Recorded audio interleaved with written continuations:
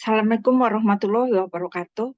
Pada mata kuliah akuntansi dasar dengan kode 055 dan 067, pertemuan pertama tentang gambaran umum akuntansi. Nah, nanti ada contoh tanya jawab membuat jurnal ya. Ada contohnya. Saya Triindah Estiani. Gambaran umum akuntansi. Definisi akuntansi adalah proses mengidentifikasi, mengukur, dan melaporkan informasi ekonomi untuk memungkinkan adanya penilaian dan keputusan yang jelas dan tegas bagi mereka yang menggunakan informasi tersebut. Tujuan dan fungsi menyajikan informasi ekonomi dari suatu kesatuan ekonomi kepada pihak-pihak yang berkepentingan.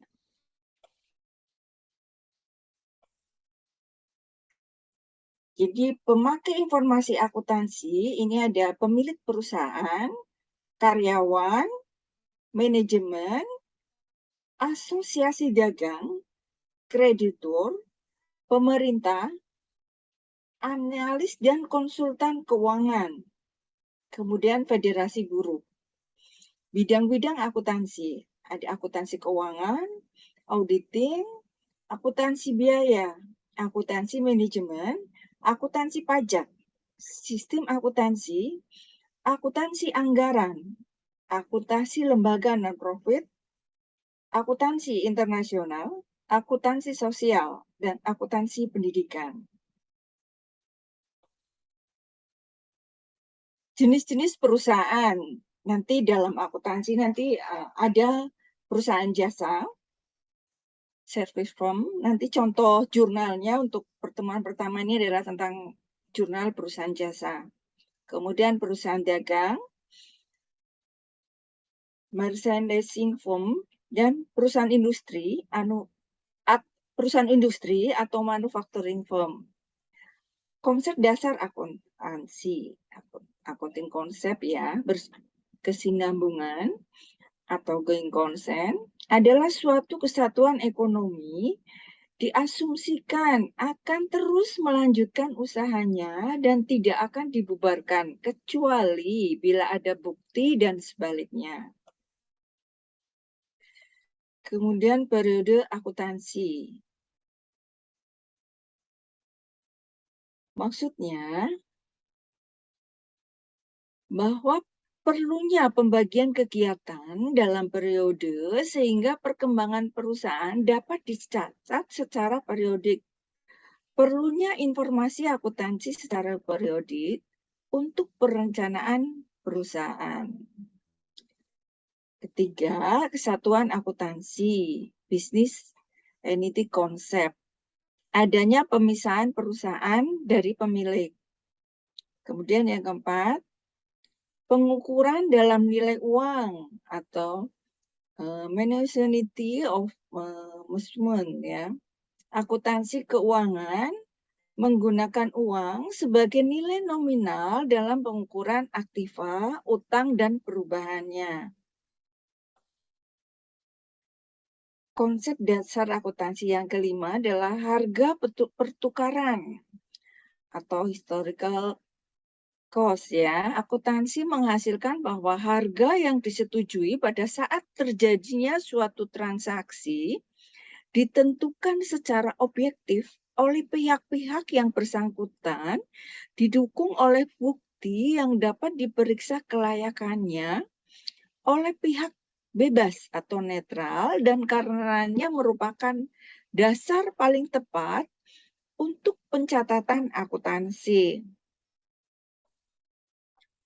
Yang keenam, penetapan beban dan pendapatan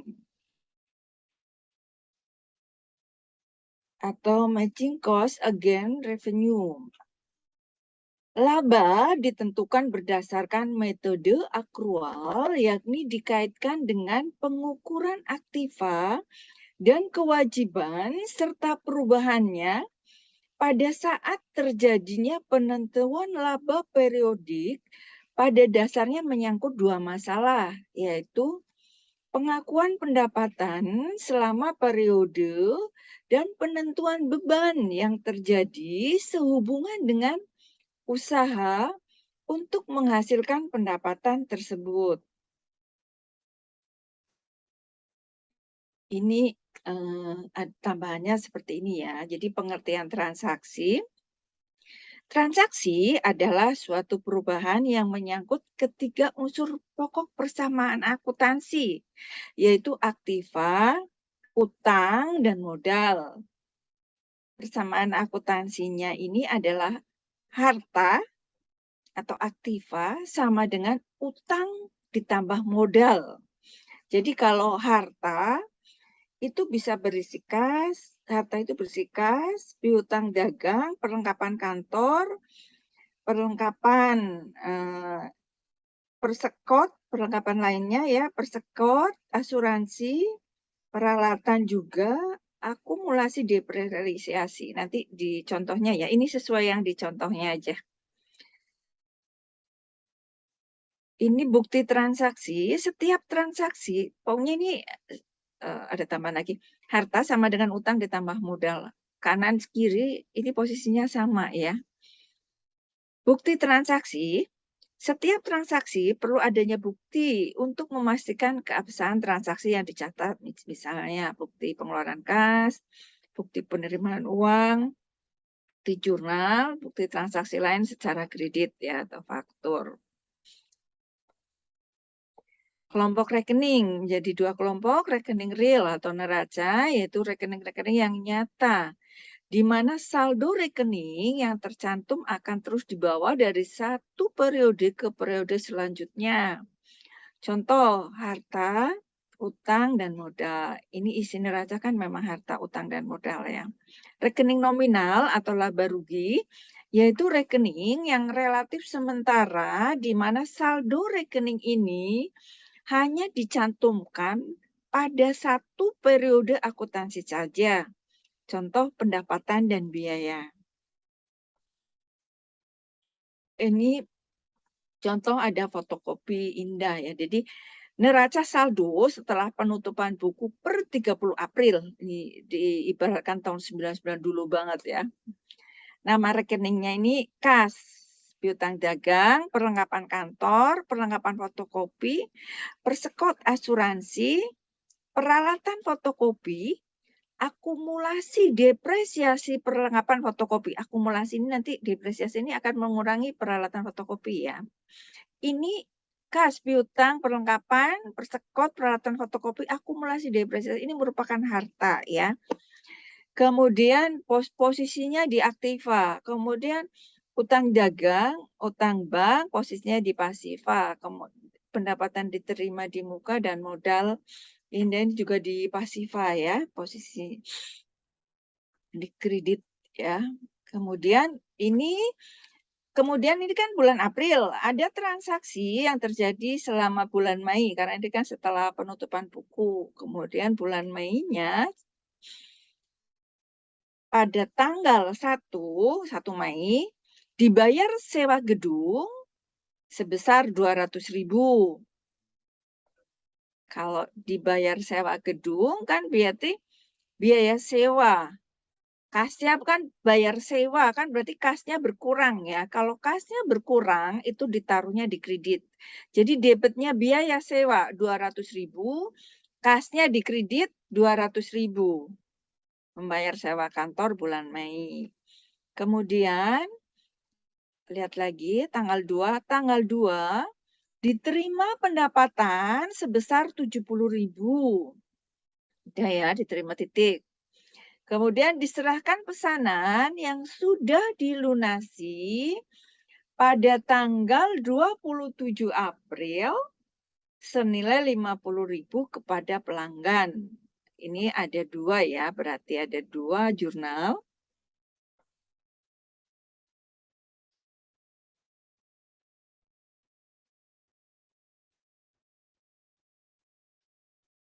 Jadi yang kedua adalah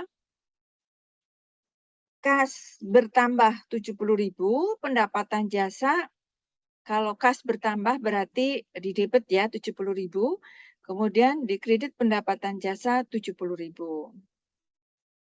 Kemudian pendapatan diterima di muka karena tadi penyerahan pesanan yang sudah dilunasi sebelumnya ya. Pendapatan diterima di muka 50.000, kemudian kreditnya pendapatan jasa 50.000.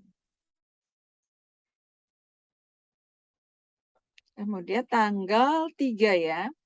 Diberi perlengkapan fotokopi berupa kertas HVS sebanyak 10 rim sebesar 120.000. Dibeli ya, kertas HVS. Tanggal 3 berarti kasnya berkurang sebesar 120.000. Kalau kas berkurang berarti posisinya di kredit. Kan berarti harus ada lawannya. Berarti perlengkapan fotokopi 120.000. Perlengkapan fotokopi 100. Ini sebenarnya sama-sama di Aktiva, cuma berubah. Jadi perlengkapan fotokopinya yang bertambah 120.000, kasnya yang berkurang 120.000 ya. Kemudian tanggal 4 diterima pendapatan sebesar 75.000.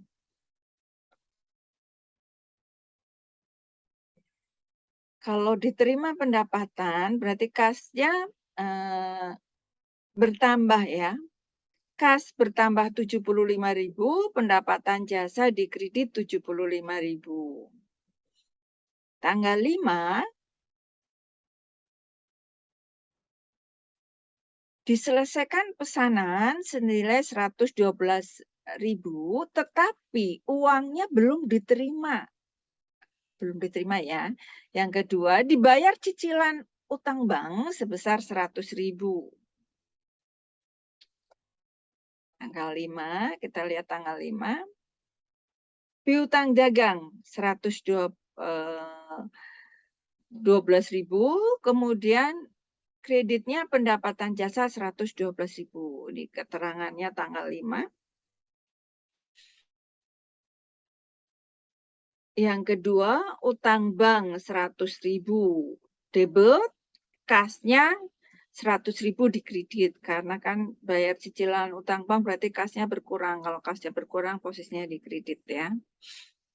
Utang banknya posisinya di debit.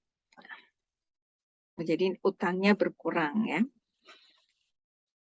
Kemudian tanggal 6 ya, kita lihat tanggal 6. Tanggal 6 diterima pendapatan sebesar 160.000. Tanggal 6 berarti kasnya bertambah 160.000 ya. Kas di debit 160.000, pendapatan jasa 160.000 di kredit. Kemudian tanggal 8 diterima pendapatan sebesar 85.000 ya. Diterima pendapatan sebesar 85.000 tanggal 8. Berarti kasnya bertambah 85.000, pendapatan jasa dikredit 85.000. Ya. Tanggal 9, kita lihat tanggal 9, diterima pembayaran dari pelanggan atas pesanan yang diselesaikan tanggal 5 Mei, yang diselesaikan pada tanggal 5 Mei ya, tanggal 9. Kita lihat tanggal 9 jurnalnya. Kas tanggal 5 Mei kan, kita lihat tanggal 5 Mei ya. Kita harus lihat tanggal 5 Mei kan 112.000 nih tanggal 5 Mei ya. Kita disuruh lihat tanggal 5 Mei. 125.000, di mana piutang dagangnya di debit, kreditnya pendapatan jasa. Jadi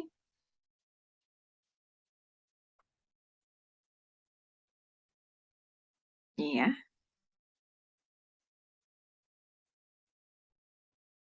Jadi piutang dagang kasnya bertambah 120.000, piutang dagangnya 112.000 di kredit. Lihat nih tanggal 5 piutang dagangnya ada di mana? Piutang dagang kan ini di debit ya. Sekarang piutang dagangnya pindah ke kredit 112.000. Ya, penerimaan kas dari pelanggan atas pesan yang diselesaikan tanggal 5 Mei. Ya, terus tanggal 10 kita lihat tanggal 10, jurnal tanggal 10 adalah dibayar utang dagang sebesar 150.000.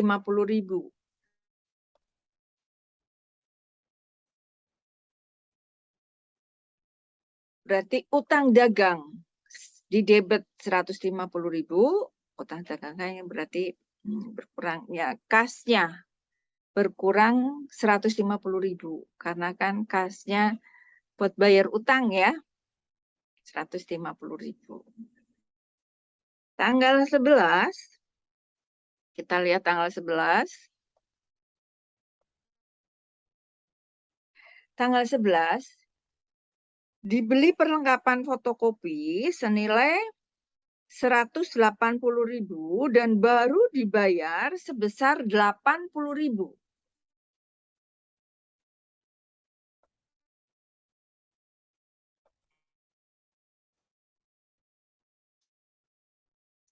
Jadi perlengkapan fotokopi 180.000, kemudian kreditnya utang dagang 100.000 kan karena baru dibayar 80.000 ya. Kasnya kredit 80.000 kan kasnya cuma ngeluarin 80.000. Jadi utangnya ya larinya ke utang ini.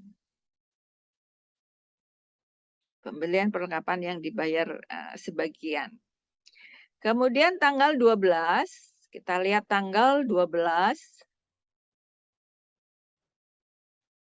diterima pendapatan sebesar 125.000.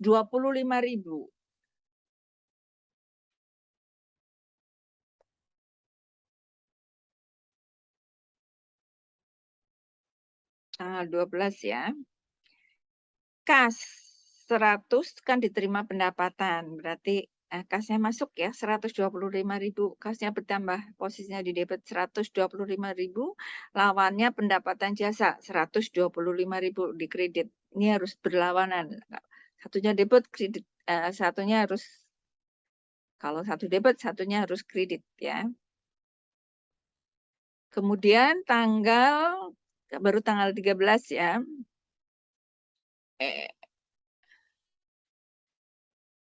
Di slide 12 ya, berarti 13 diselesaikan pesanan sebesar Rp215.000, tetapi uangnya belum diterima. Uangnya belum diterima ini tanggal 13. Berarti piutang dagang 215.000, uangnya belum diterima loh. Debitnya pendapatan jasa 215.000. Kenapa piutang dagang? Berarti orang utang ke kita. Ini piutang ya, masuknya piutang dagang.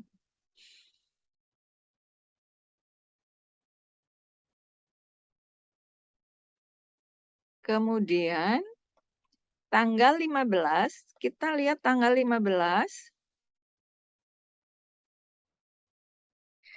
Dibayar gaji pegawai sebesar 120.000.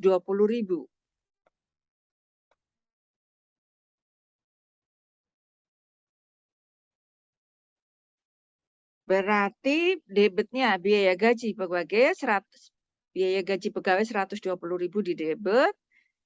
Bayar gaji kan otomatis kasnya berkurang ya. Kasnya berkurang berarti ditaruh di kredit 120.000. Kemudian tanggal 16, kita lihat tanggal 16. Ada apakah di tanggal 16? Tanggal 16 ini adalah diterima pembayaran atas pesanan yang telah diselesaikan pada tanggal 13 Mei. Kita harus melihat 13 Mei ya.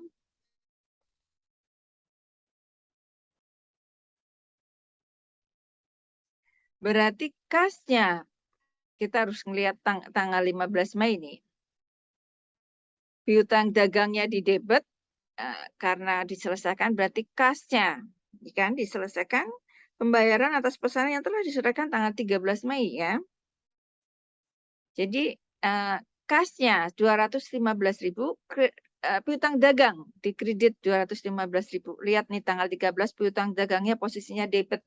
Jadi kita tanggal 16 piutang dagang di kredit. Berarti sudah selesai ya piutang dagangnya. Tanggal 17 kita lihat lagi tanggal 17 transaksi apa yang terjadi di tanggal 17. Dibayar biaya listrik dan telepon sebesar 55.000. Tanggal 17 ya. Biaya listrik dan telepon di debit sebesar 55.000. Kasnya di kredit 55.000 karena bayar biaya kan bayar listrik kan berarti ngeluarin kas ya. Kasnya berarti di kredit, kas berkurang ya. Jadi di kredit. Kemudian tanggal 18, kita lihat tanggal 18.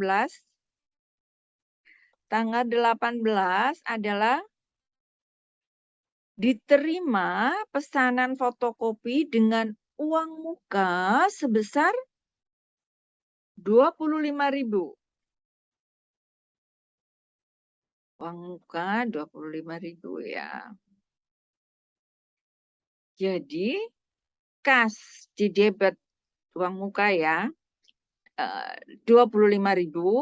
Pendapatan diterima di muka. Jadi penerima ini nanti setiap transaksi langsung dikasih bawahnya ada catatan ya. Jadi penerimaan kas dari langganan untuk uang muka pesanan ya. Pendapatan diterima di muka kreditnya 25.000 ya. Kemudian tanggal 19 ngapain? Tanggal 19 Nyonya Indah mengambil uang perusahaan sebesar 50.000 untuk keperluan pribadi. Untuk keperluan pribadi ya. Karena untuk keperluan pribadi, maka price Nyonya Indah debit 50.000, kas di kredit 50.000 kan kas berkurang 50.000 diambil ya untuk pengambilan uang tunai untuk keperluan pribadi karena ini pemilik ngambil untuk keperluan pribadi ya. Kemudian tanggal 20, kita lihat tanggal 20 apa yang terjadi dengan tanggal 20. Diselesaikan pesanan tanggal 18 Mei senilai 145.000. Kemudian diambil dan dilunasi oleh pelanggan. Ini tanggal 20 terhubung dengan tanggal 18 Mei.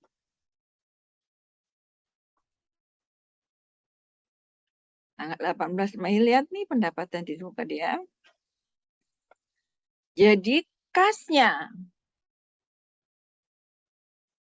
di debit 120.000, pendapatan diterima di muka 25.000 di debit, kemudian pendapatan jasa di kredit 145.000. Kita ngelihat yang tanggal 18 Mei apa yang terjadi. Pendapatan diterima di muka kan ini di kredit 25.000 ya. Kemudian tanggal 20 pendapatan diterima di mukanya di debit ya 25.000. Jadi habis ya. Kemudian tanggal 22, kita lihat tanggal 22. Diterima pendapatan sebesar 65.000. Diterima pendapatan sebesar 65.000. Jadi kasnya bertambah 65.000, pendapatan jasa di kredit 65.000. Kas bertambah posisinya di debit ya. Kemudian tanggal 23 adalah ada transaksi dibeli perlengkapan kantor secara kredit dari toko Alfa sebesar 40.000. Tanggal 23, kita kembali ke tanggal 23. Berarti Debit perlengkapan kantor 40.000, hutang dagang di kredit 40.000 ya. Kemudian tanggal 24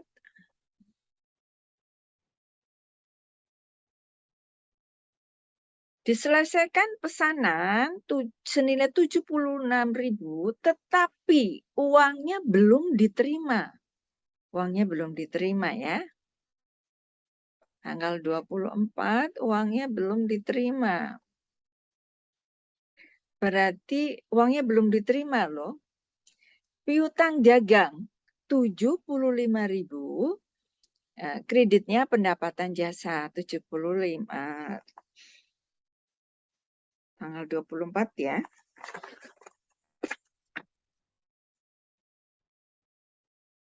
76.000, piutang dagang 76.000, pendapatan jasa 76.000 ya, karena belum diterima ya, jadi orang lain ke kita gitu. Uang kita ada di orang ya, piutang dagang. Kemudian tanggal 25, kita lihat lagi tanggal 25, diterima pendapatan sebesar 100.000. Diterima pendapatan sebesar 100.000.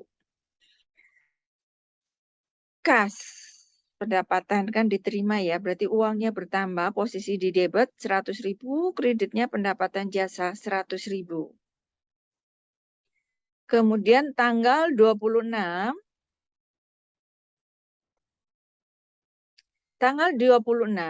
dibayar utang kepada toko Alfa atas pembelian tanggal 23 Mei sebesar 25.000. Tanggal 23 Mei.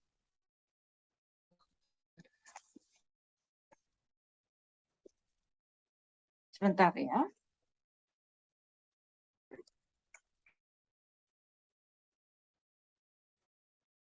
Ini ternyata lobet.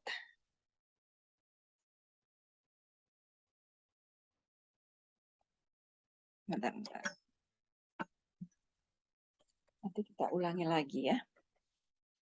Jadi dibayar atas pembelian tanggal 23 sebesar 25.000 ya. Kita ngelihat pada tanggal 26 Mei, tanggal 26 Mei, kita lihat tanggal 26 Mei.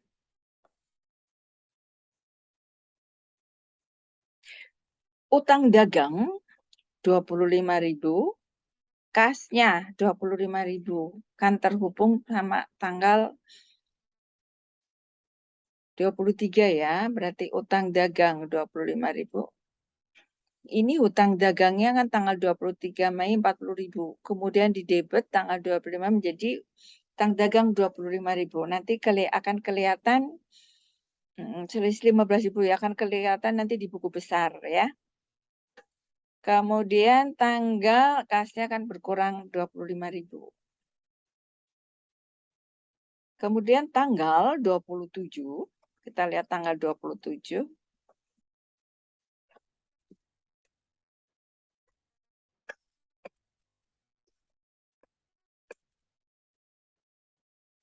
Kita lihat tanggal 27. Diterima pembayaran atas pesanan yang telah diselesaikan tanggal 24 Mei. 24 Mei ini ya. 27, kas debit 76.000, piutang dagang 76.000 ya. Karena kan ya, lihat nih tanggal 24 Mei piutang dagangnya posisinya di debit. Kemudian tanggal 27 berarti piutang dagangnya di kredit ya. Berarti habis ya. Kemudian tanggal 29, kita lihat tanggal 29, diterima pendapatan sebesar 45.000.